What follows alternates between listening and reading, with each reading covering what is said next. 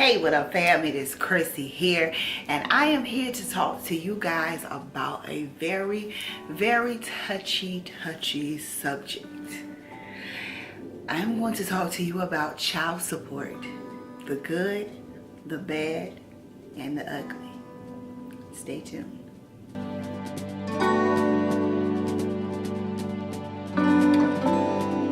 Okay guys, today I'm going to talk to you about child support. Now you might want to go and get your little beverage.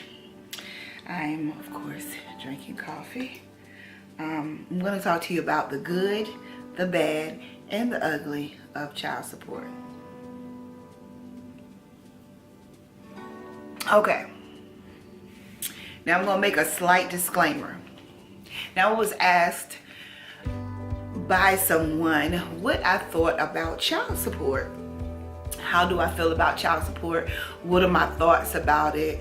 All of that. So I decided I'll go ahead and let you guys know. I'll do a little video about my personal thoughts about child support. Now, like I said, I'm going to go ahead and make a little disclaimer. If y'all see me looking down, I have some notes. I am and I will not I am not and I will not take the side of any baby mama or baby daddies at all. And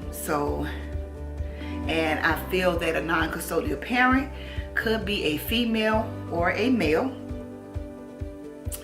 Okay, and bad or incompetent parents can be male or female.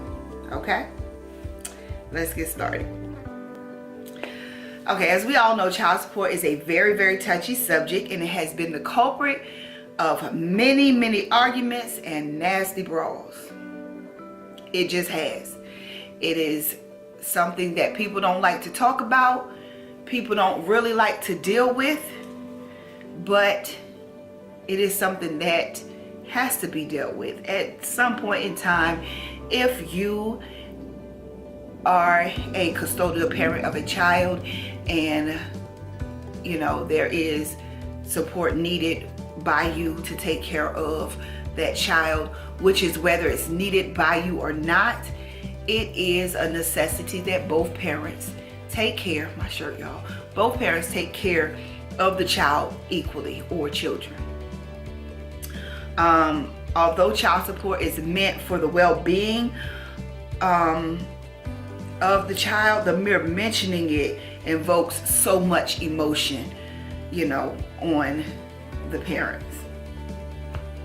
Now, child support's purpose is positive, but it isn't always used for its purpose. Now, when you have feuding parents, something that should be voluntary, something that should not have to even go along the lines that it goes, something that should be looked at as a priority by both parents. Now, when you have them, I mean, it can often bring you into the court for court proceedings. Like I said, the purpose of child support, it can be vast. Some of the purposes of child support itself is for like the basic necessities for your child, whether it be food, clothing, medical expenses, educational costs, whether it be school fees or what have you, supplies. It can be child care, transportation for your child. It could be entertainment. Your child want to go to the movies, they want to go out with their friends, they want to go to Busch Gardens, Kings Dominion, Carowinds, Disney World, wherever, you know, any kind of extracurricular activities that your child has. Like I said, it could be anything for your child's well-being. Now, the same way that you would take care of your child in the home, as if the two parents live together, is the same way that the child deserves to be taken care of when one of the parents is outside of the home. There should be no difference. The only difference is if the child lives in the house with you. If they live in the house with you, you're going to do things as a family, one whole family unit. When the parents is outside the home, then that's when it becomes a little tricky. Okay. When a child is living in the household with one of the parents, that parent is called the custodial parent. When a parent lives outside of the household from a child, they are called the non-custodial parent. Okay, so when the child is living with the custodial parent, there are a lot of unseen expenses, not just if the child eats, or if the child needs a pair of shoes, or if they need a shirt or something like that. That's not the only thing that your child is going to need. If you live in the household with your child, you know that your child needs things, whether it be they need lights, they need water, they need heat in the wintertime, they need air conditioning in the summertime, they need to have their medications, they need to be able to go to the doctor, they need to have transportation to and from the doctor. All sorts of things may come up. They need field trip fees, they need lunch to take, things like that. Things that parents do for their children when they live in the household with them. When the child comes in the house, they expect to flick on the light switch. It just don't magically appear. And that's not just the responsibility of the parent that lives in the household. Thus, there comes child support. A lot of people think that child support is only to be used for shoes, clothes, shoes, clothes, food, things like that for a child, and that's not the only thing. Whereas if your child lives with one parent, that child has to be able to have electricity.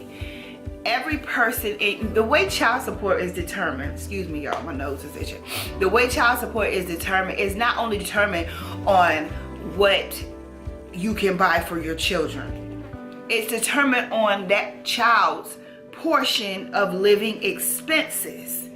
Not that child's portion of how many shoes they can get for the month, or how many pairs of jeans they need, or things like that. That's not all that's entailed in a child support payment.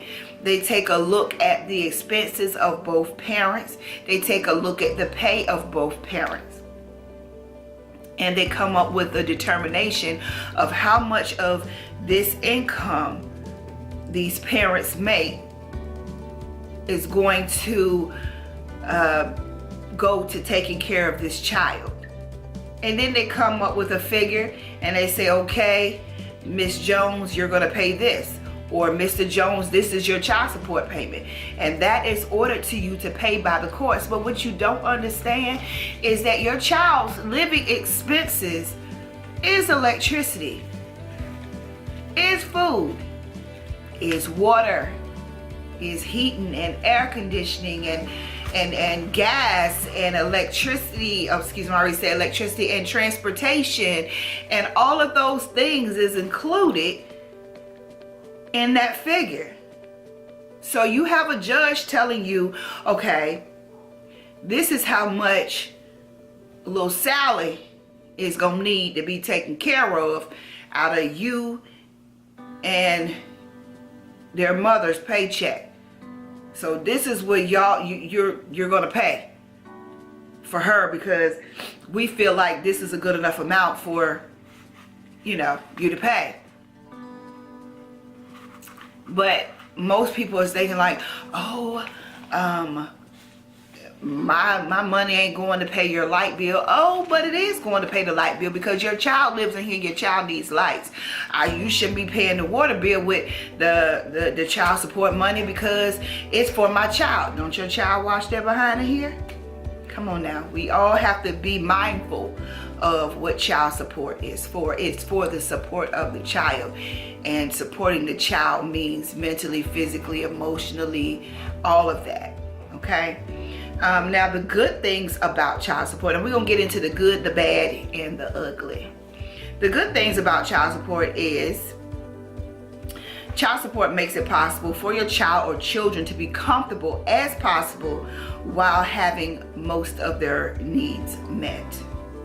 Basic needs primarily, but most of their needs met by both parents or a parent, depending on what situation you're in, because there is situations where a child is living with a relative or a family member or a friend, and they're being supported by a father or a mother who does not live in their household. So however, your situation is, it allows both parents to contribute to the well-being of the child or children. So those are some good things about child support. Now some bad things. Child support often has to be forced to be paid, whether it be through payroll or to be deducted from federal tax returns at the end of the year, and that is forced by the courts. So therefore, which means you're going to end up having to go to court, and a judge is going to say you're going to pay this amount of money for your child. That means you didn't voluntarily say, okay, I'm going to take care of my child, tell them what my child needs, what's going on, how much, or let me give you this amount of money per month. You voluntarily helping, but that's not usually how it goes. Now, you do have some cases where the parents are voluntary with the care and the well-being of the child, but then there are a lot of cases where the non-custodial parent is having to be forced to pay child support. So another one is, it is frowned upon by the non-custodial parent due to ill feelings. And yes, due to ill feelings, and the ill feelings usually have nothing to do with the child. The ill feelings usually have something to do with the relationship that the parents were in, and the ill feelings that happened as a part of the breakup or whatever went on between the two parents. So it usually has nothing to do with the child, but child support is often, one of the straws that just doesn't sit well with non-custodial parents, that they have to pay. To them, some of them mentally, is say, I have to pay my ex. Look, I have to pay my ex-boyfriend, because he has my child, or I got to pay my ex-girlfriend money because he has my child. But you're not looking, or she has my child, you're not looking at the big picture, is that they have your child. Your child is living in their household, which means they have to take care of the child, which means you're just as responsible financially, emotionally, physically as they are. Just because the child lives with them, that doesn't mean that you're off the hook. And it can become inconsistent it can become inconsistent if the non-custodial parent is a job hopper, and that's self-explanatory. If they're working today and then they get a paycheck, and by the time they get a paycheck they didn't quit, that means that child support found out where they worked at. They went ahead and sent the withholding to them. They withheld one paycheck. The person saw, was like, oh no, they're not gonna get me, so let me go find another job. So it becomes inconsistent, which means that affects the child's well-being. Not the parent, but the child's well-being. Okay, also as long as you have to, another bad thing to me, which is the most important thing, is as long as you have to go through the courts to establish child support, there will always be a middleman. There will always be someone there to tell you to take care of your child, to do for your baby, to make sure that your kid is okay, which is bizarre to me. Nobody should have to tell you to take care of your child. Nobody should have to tell you that you need to help out with your child's well-being. It's a given. When you become a parent, that's what happens. You know, it just is. Nobody should have to step in and say, hey, take care of your kid. That's crazy, right? So as long as you go through it, whenever you go through the courts, somebody's always going to be in your business, basically. They're always going to make sure, they're going to be checking and checking again to make sure that you made your $300 child support payment, or your $500 child support payment, or your whatever it is that you pay per month for child support. They're always going to be checking behind you to make sure that you're doing it. And then each year, or I'm not sure if it's each year too, I'm not sure how many years it is, that the parent, the non-custodial parent, can go to the agency and say, look, I need you to revise this, or look over this and see, has this person received any, increase in their pay? Because if they receive an increase in their pay, then my baby deserves increase in their child support. So that's why I say, as long as you can keep the courts out of it, you'll be good to go. Just be able to work with the other parent so that y'all can get together and take care of your child properly.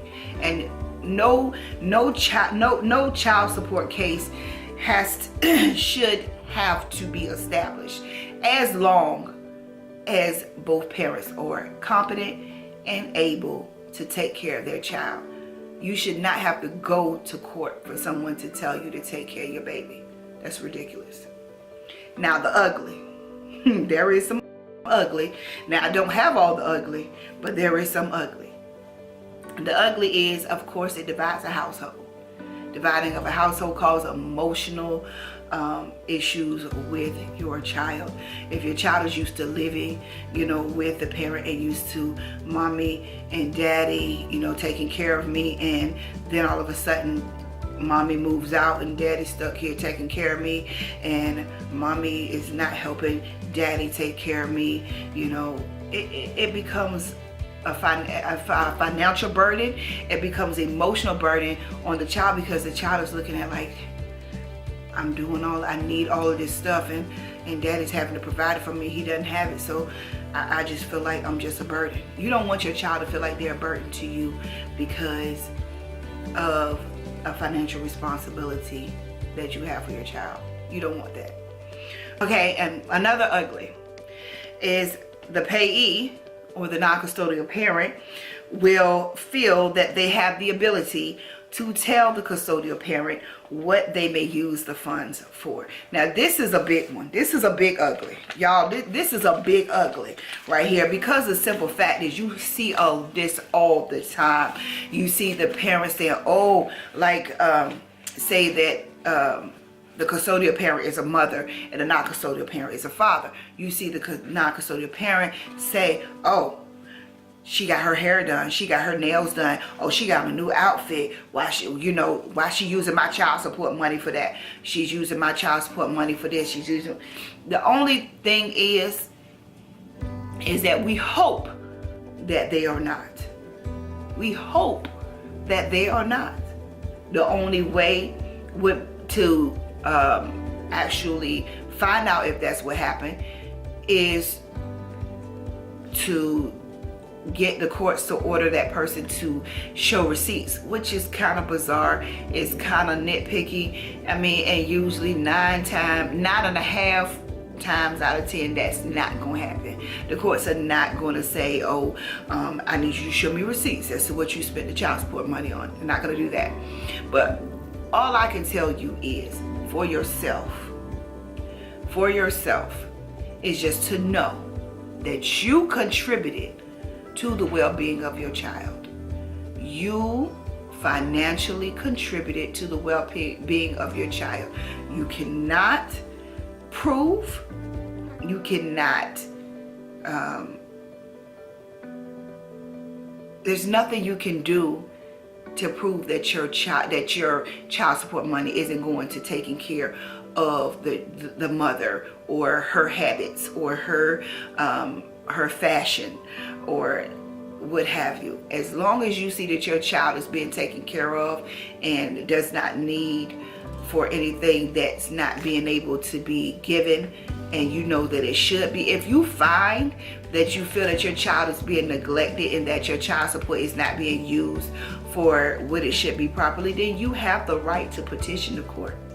You have the right to petition the court. And I would suggest that you do so. If you see that your child is not being kept, if you see that they're not clean and properly, and they don't have clothes that fit, and that they're malnourished, but you know that you're, that's my coffee pot, y'all, and you know that you're giving the money as you should to take care of your child, then I would suggest you do petition. But as long as your kid is taken care of and you've contributed what you're supposed to contribute to your child per month to make sure that they're taken care of, it's not even a fight that needs to be fought. Just let it be. Just let it be. And another ugly. This is a really bad ugly too, y'all. Is when a payee thinks that because they pay child support, that covers custody as well. And I'm here to tell you that it does not. It does not. Child support is just that. It is for the support of your child.